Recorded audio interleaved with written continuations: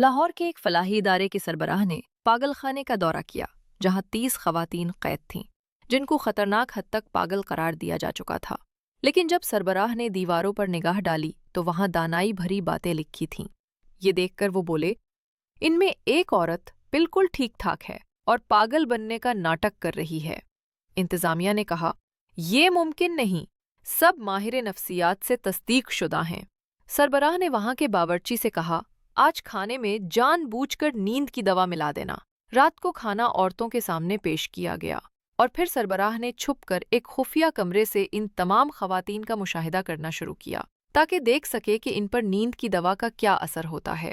چند ہی لمحوں میں سب خواتین آہستہ آہستہ اونگنے لگیں اور پھر ایک ایک کر کے گہری نیند میں چلی گئیں، لیکن ان میں سے ایک عورت جو سب سے کونے میں بیٹھی تھی نہ صرف جاگ رہی تھی بلکہ مسلسل چوکنی نظروں سے ارد گرد کا جائزہ لے رہی تھی۔ وہ بار بار اپنی ساتھیوں کو دیکھتی اور کبھی اپنی آنکھیں ملتی جیسے یقین کر رہی ہو کہ وہ واقعی سو گئی ہیں۔ سربراہ نے یہ منظر دیکھا تو فوراً نگران عملے کو بلایا اور کہا، یہی وہ عورت ہے جو پاگل ہونے کا ناٹک کر رہی ہے، اسے الگ کمرے میں لے جاؤ، میں اس سے خود بات کرنا چاہتا ہوں۔ کچھ دیر بعد جب وہ عورت تنہا کی ہوشیاری اور دکھ دونوں نظر آئے، سربراہ نے نرمی سے پوچھا، بی بی سچ سچ بتاؤ، تم یہاں کیسے آئیں؟ عورت نے تھوڑا خاموش رہ کر گہری سانس لی اور پھر بولی، میں ایک تعلیم یافتہ عورت ہوں، یونیورسٹی میں پڑھاتی تھی، لیکن میرے شوہر نے میرے خلاف جھوٹا مقدمہ بنایا کہ میں پاگل ہوں کیونکہ وہ دوسری شادی کرنا چاہتا تھا۔